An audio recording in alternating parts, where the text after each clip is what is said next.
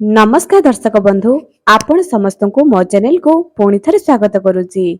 दर्शक बंधु आज जो उपायटी नहीं आसी प्रत्येक विवाहिता महिला मानक पाई कारण प्रत्येक विवाहिता महिला स्वप्न थाए जे आम स्वामी धनवान होगा सहित सुस्थ एवं दीर्घायु मर्दे हुंतु।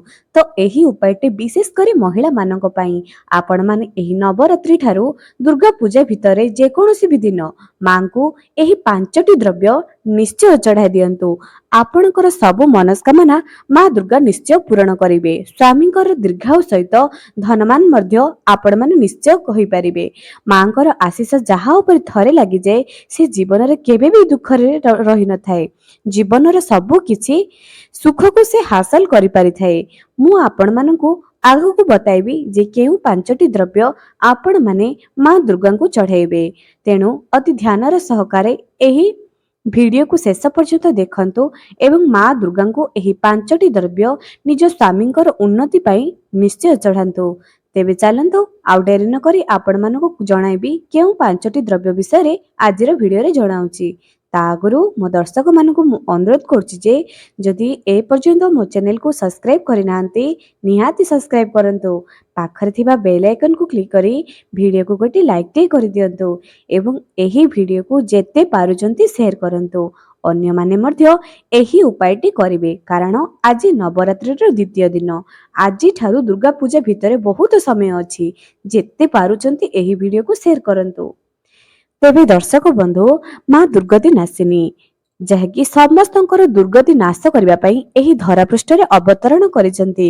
मांकर महिमा पाइबा पई बहुत महिला माने नवरात्रि करंती। मांकर कृपा जहा ऊपर थाए से व्यवसाय वाणिज्य चाकरी धन संपत्ति संतान सुख पारिवारिक सुख समाज रे सम्मान से सब किछि पाई पारि थाए। एही कथा सत कि मिछ आपण माने निजको पचारंतु। तेबे माँ दुर्गांकर आशीष जहा ऊपर थाए से केबे मध्य निसंतान होई न थाए। से दीर्घायु होबा सहित सौभाग्यवर्ती मध्य होई थाए। जहा जेउ महिलांक उपरे माँ दुर्गांकर आशीर्वाद थाए से दीर्घायु होबा सहित तांको स्वामी दीर्घायु एवं से सौभाग्यवती होइथांती। तेणु तो कहा जाए जेतेबेले महिला माने निज स्वामींकर दीर्घायु प्रार्थना करती माँ पार्वती को ही प्रार्थना करने दरकार। सिंदूर लगाइबा समय माँ पार्वती को निज स्वामींकर दीर्घायु कामना करने दरकार एवं निज मथारे निज सिंथी हाथरे चूड़ी रे एवं कंठरे एही 4टी जगह सिंदूर लगाइबे। माँ लक्ष्मी एवं माँ पार्वती को स्मरण करी लगाइबे जहा फल निज स्वामींकर दीर्घायु हेबा सहित से सौभाग्यवर्ती मध्ये होइथांती। सबु स्त्रींकर इच्छा थाए जे से सबु बेले सौभाग्यवती होई रहिबे। तेबे प्रथम जिनसटी एया अटे जे आपण नवरात्रि रो जेकोसी भी दिन रे मां को डालिंब चढ़ांतु। आश्चर्य लगुची ना? हाँ आज्ञा डालिंब मां को बहुत भल लगे। आपण माने एही नवरात्रि जेकोसी भी दिन महिला माने विशेष करी महिला माने निजर मनस्कामना कहिकी किंबा निज स्वामींकर दीर्घायु प्रार्थना करी मां को गोटा डालिंब पूरा नाली रंगर निश्चय चढ़ाई करंतु। आपण मंदिर रे चढ़ाई परिबे निज घरे चढ़ाई परिबे किंबा जेकोसी भी दुर्गा मूर्ति दुर्गा मंदिर जो पूजा करा जाए पंडाल जो पूजा करा जाए आपण सेठी जाई मध्य एही नवरात्रि रो 5 दिन भितरे ए नवरात्रि ठारू आरंभ करी दुर्गा पूजा भितरे आपण माने एही डालिंब गोटाए निश्चय चढ़ांतु। तेबे द्वितीय जिनिसटी कौन अटे? मां को एही नवरात्रि रे आपण माने कौन करंतु 11टी अपराजिता फूल गोपनीय भावरे मां को निजर मनस्कामना जणाई करी 11टी अपराजिता फूल मां को निश्चय चढ़ाई दियंतु। एवं पूर्व वीडियो रे जणाइथिली जे एही नवरात्रि वीडियो रे केउ केउ गछ आपण माने आनिबे। जदि आपण माने देखि नांती मोर पूर्व वीडियो को जाई देखि दियंतु जा फल रे आपनको घरर दुख दारिद्र्य भी दूर हबो। तृतीय रे आपण मानको जणाइबे जे तृतीय रे महिला माने विशेष करी मां को पद्म फूल निश्चय चढ़ाई दियंतु। मां को पद्म फूल बहुत प्रिय अटे। जदि नील रंगर पद्म फूल मिलुची एहा अत्यंत शुभ अटे।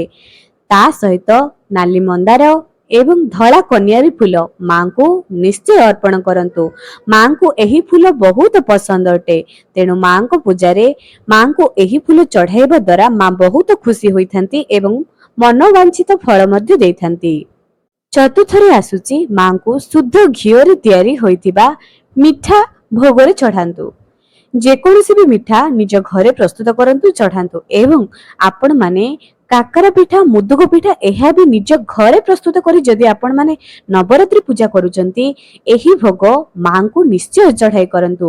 ମାଙ୍କ ପୂଜାରେ ଆପଣ ମାନେ ଦୁବ ଦେବା ପାଇଁ ଜମା ବି ଭୁଲିବେ ନାହିଁ। ମାଙ୍କୁ ଦୁବ ବହୁତ ପ୍ରିୟ ଅଟେ। ତା ସହିତ ମାଙ୍କୁ ତ୍ରିଶାଖା ବେଲପତ୍ର ମଧ୍ୟ ପ୍ରିୟ ଅଟେ। ଏହା ମଧ୍ୟ ମାଙ୍କ ପୂଜାରେ ଲଗାଯାଏ। ମାଙ୍କୁ ଏହି ପୂଜା, ଏହି ସବୁ ଜିନିଷ ଅତ୍ୟନ୍ତ ପ୍ରିୟ ଅଟେ।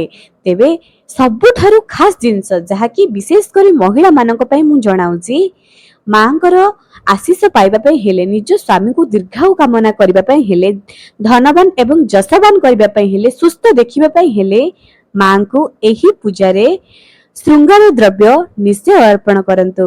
ତେବେ ଶୃଙ୍ଗାର ଦ୍ରବ୍ୟରେ ଆପଣ ମାନେ ଯେତେ ପାରୁଛନ୍ତି ଶୁକ୍ରବାର ଦିନ, ବିଶେଷ କରି ନବରାତ୍ର ଯେକୌଣସି ବି ଦିନରେ ଦିଅନ୍ତୁ, ବିଶେଷ କରି ଯଦି ଆପଣ ଶୁକ୍ରବାର ଦିନ ଦେବେ, ଆସନ୍ତା ଶୁକ୍ରବାର ଦିନ ଏହା ବହୁତ ଶୁଭ ଅଟେ। ନତୁବା ଆପଣ ଯେକୌଣସି ବି ଦିନରେ ଦେଇପାରନ୍ତି। ମାଙ୍କୁ ମେହେନ୍ଦୀ, ନେଲପଲିସ, ଅଳତା, ଶଙ୍ଖା, ସିନ୍ଦୁର ଏବଂ ପାନିଆ, ଛୋଟିଆ ଦର୍ପଣ, ପାଉଡର, ତେଲ, ନାଲି ଓଢଣୀ କିମ୍ବା ଆପଣ ଗୋଟାଏ ଶାଢୀ ମଧ୍ୟ ନାଲି ରଙ୍ଗର ମାଙ୍କୁ ଦେଇପାରିବେ। ମାଙ୍କୁ ନାଲି ରଙ୍ଗର ଚୁଡି ଦିଅନ୍ତୁ, ତା ସହିତ ଗ୍ରୀନ କଲର ଚୁଡି ମଧ୍ୟ ଦିଅନ୍ତୁ। ଏମିତି ପୁରା ସଜାଇ କରି ଗୋଟାଏ ଥାଳିରେ ମାଙ୍କ ପାଇଁ ଶୃଙ୍ଗାର ଦ୍ରବ୍ୟ ସଜାଇ କରି ନେଇକରି ମାଙ୍କୁ ଚଢାଇ ଦିଅନ୍ତୁ। ପୂଜାରୀଙ୍କୁ କୁହନ୍ତୁ ବିଶେଷ କରି ମାଙ୍କର ଏହି ଜିନିଷରେ ମାଙ୍କର ଶୃଙ୍ଗାର କରିବେ ଏବଂ ଏହାକୁ ରଖିଦିଅନ୍ତୁ ମାଙ୍କ ପାଖରେ। ବିଶେଷ କରି ଏପରି ଆପଣ ମାନେ ରଖିଦିଅନ୍ତୁ ଏବଂ ମାଙ୍କ ଠାରୁ ସିନ୍ଦୁର ନେଇକରି ଆସନ୍ତୁ। ନିଜର ସିନ୍ଦୁର ଡବାରେ ଏହି ନବରାତ୍ରି ସମୟରେ ରଖିଦିଅନ୍ତୁ। ମାଙ୍କ ଠାରୁ ସିନ୍ଦୁର ନେଇକରି ଆସନ୍ତୁ, ନିଜ ସିନ୍ଦୁର ଡବାରେ ରଖିଦିଅନ୍ତୁ। ଏପରି କରିବା ଦ୍ୱାରା ଆପଣଙ୍କ ସ୍ୱାମୀ ନିଶ୍ଚୟ ଦୀର୍ଘାୟୁ ହେବେ। ମାଙ୍କର ଆଶିଷ ହେଉଛି ସିନ୍ଦୁର, ଯାହାକି ଆପଣ ପ୍ରତ୍ୟେକ ଦିନ ନିଜ ମଥାରେ ନିଜ ସ୍ୱାମୀଙ୍କ ଉଦ୍ଦେଶ୍ୟରେ ଧାରଣ କରିବେ। ମା ସବୁବେଳେ ଆପଣଙ୍କର ଏବଂ ଆପଣଙ୍କର ସ୍ୱାମୀଙ୍କର ପରିବାରର ନିଶ୍ଚୟ ମଙ୍ଗଳ କାମନା କରିବେ। ମାଙ୍କ ପୂଜାରେ ଆପଣ ମାନେ ଯେତେବେଳେ ପୂଜା କରିବା ପାଇଁ ଯାଉଛନ୍ତି, ଦର୍ଶକ ବନ୍ଧୁ ବିଶେଷ କରି ବିବାହିତା ମହିଳା ମାନେ ନିଜ କାନିକୁ, ନିଜ ପଣତା କାନିକୁ ଓସାରି କରି ମାଙ୍କୁ ପୂଜା କରନ୍ତୁ। ମାଙ୍କୁ ଏହିପରି ଭାବରେ ଯଦି ଆପଣ ମାନେ ପୂଜା କରିବେ, ମା ତୁମର ଦୁଃଖ ନିଶ୍ଚୟ ହରଣ କରିବେ। ଯେତେ ବି ବଡ ବିପତ୍ତି ଆସୁନା କାହିଁକି, ମାଙ୍କର ଆଶୀର୍ବାଦ ଯାହା ଉପରେ ଥାଏ ସେ ଜୀବନରେ ସବୁ କିଛି ହାସଲ କରିପାରିବେ। ଆପଣ ମାନେ ଜାଣିଛନ୍ତି କି ନାହିଁ ମୁଁ ଜାଣିନି, ଯେତେବେଳେ ପ୍ରଭୁ ରାମଚନ୍ଦ୍ର ଏବଂ ରାବଣର ଯୁଦ୍ଧ ହୋଇଥିଲା, ସେହି ସମୟରେ ରାବଣଙ୍କ ଉପରେ ମାଙ୍କର ଆଶୀର୍ବାଦ ଥିଲା, ଯାହା ଫଳରେ କି ରାମଚନ୍ଦ୍ର ରାବଣକୁ ହରାଇ ପାରୁନଥିଲେ। ରାମଚନ୍ଦ୍ର ମାଙ୍କୁ ପୂଜାର୍ଚ୍ଚନା କଲେ। ମାଙ୍କୁ ପୂଜାର୍ଚ୍ଚନା କରିବା ଦ୍ୱାରା 108 ନୀଳ ପଦ୍ମ ଅର୍ପଣ କଲେ ଏବଂ ଗୋଟାଏ ପଦ୍ମ ମା ପରୀକ୍ଷା କରିବା ପାଇଁ ଚୋରି କରିଦେଇଥିଲେ। ପ୍ରଭୁ ରାମଚନ୍ଦ୍ର କଣ କଲେ, ଏମିତିରେ ତ ଭଗବାନ ବିଷ୍ଣୁଙ୍କୁ ନୀଳ ପଦ୍ମ ବୋଲି କୁହାଯାଏ। ତେଣୁକରି ରାମଚନ୍ଦ୍ର କଣ କରିଥିଲେ, ନିଜର ଗୋଟାଏ ଆଖିକୁ ମାଙ୍କୁ ଦେବା ପାଇଁ ଗୋଟାଏ ସରରେ ବାହାର କରୁଥିଲେ। ସେହି ସମୟରେ ମା ଦୁର୍ଗା ଆସି ତାଙ୍କର ହାତକୁ ଧରି ଦେଇଥିଲେ।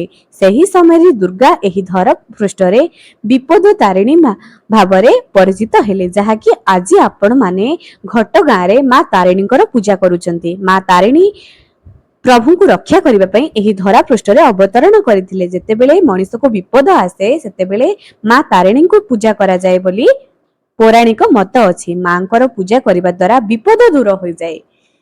ମା ପ୍ରଭୁ ରାମଚନ୍ଦ୍ରଙ୍କ ଜରିଆରେ ଏହି ଧରା ପୃଷ୍ଠରେ ଅବତରଣ କରିଥିଲେ ସଙ୍କଟ ତାରିଣୀ, ବିପଦ ତାରିଣୀ, ଯାହା ଆମେ ମାନେ ଜାଣିଛେ ଘଟଗାଁ ତାରିଣୀ କେଉଁଝରରେ ଅବସ୍ଥିତ। ତ ଏହି ରୂପରେ ପୌରାଣିକ ମାନ୍ୟତା ଅଛି। ଆପଣ ନିଜ ସ୍ୱାମୀଙ୍କର ଦୀର୍ଘାୟୁ କାମନା କରି ଏହି ନବରାତ୍ରି ସମୟରେ ମାଙ୍କର ଏବଂ ନିଜ କୁଳଦେବୀଙ୍କର ବିଶେଷ ପୂଜାର୍ଚ୍ଚନା କରନ୍ତୁ। ମାଙ୍କର ପୂଜାର୍ଚ୍ଚନା କରିବା ଦ୍ୱାରା ଆପଣ ମାନେ ନିଶ୍ଚୟ ଦୀର୍ଘାୟୁ କାମନା କରିବେ। ମାଙ୍କୁ ଦେଖିବେ ଆପଣଙ୍କର ଏବଂ ଆପଣଙ୍କ ପରିବାରର ନିଶ୍ଚୟ ମଙ୍ଗଳ ହବ। ଯଦି ଆପଣ ମାନେ ସନ୍ତାନ ପାଇଁ ଚାହୁଁଛନ୍ତି, ମାଙ୍କର ନବରାତ୍ରି ବ୍ରତ ମାନସିକ କରି କରିପାରନ୍ତି। ଏହି ନବରାତ୍ରି ନହେଲେ ବି ଆପଣ ଚୈତ୍ର ନବରାତ୍ରି ନିଶ୍ଚୟ କରିପାରନ୍ତି। ଯଦି ଆପଣ ମାନେ କିଛି ପାଇବା ପାଇଁ ଚାହୁଁଛନ୍ତି, କୌଣସି ସଂକଳ୍ପ କୌଣସି ମାନସିକରେ ଆପଣମାନେ ଚାହୁଁଛନ୍ତି ତେବେ ନବରାତ୍ରି ବ୍ରତ କରନ୍ତୁ, ନିଷ୍ଠାର ସହକାରେ କରନ୍ତୁ। ଏହି ନବରାତ୍ରିରେ କେବେ ବି ନିଜ ଘରର ମହିଳାମାନଙ୍କୁ ହାତ ଉଠାଇବେ ନାହିଁ, ଗାଳି ଗୁଲଜ କରିବେ ନାହିଁ, ଘରର ଛୋଟ ଛୁଆମାନଙ୍କୁ କେବେ ବି ମାରିବେ ନାହିଁ, ଗାଳି ଗୁଲଜ କରି ହାତ ଉଠାଇବେ ନାହିଁ। ଘରର ଛୋଟ ଛୁଆମାନେ ଏବଂ ମହିଳାମାନେ ମାଙ୍କର ଅବତାର ବୋଲି କୁହାଯାଏ ଏବଂ ଏହି ନବରାତ୍ରିରେ ଯେହେତୁ ମା ଧରାପୃଷ୍ଠକୁ ଆସିଥାନ୍ତି, ଅନ୍ୟାୟ ଅତ୍ୟାଚାର କଲେ ସେହି ଘରୁ ଲକ୍ଷ୍ମୀ ଛାଡ଼ିଯାଏ। ତେବେ ଦର୍ଶକ ବନ୍ଧୁ ଆଶା କରୁଛି ଆପଣମାନେ ଏହି ଜିନିଷ ମାଙ୍କୁ ନିଶ୍ଚୟ ଦେବେ। ଆଜି ପାଇଁ ରହିଲି, ପୁଣି ଦେଖା ହେବ ଆଗାମୀ ଏକ ସୁନ୍ଦର ଭିଡ଼ିଓରେ।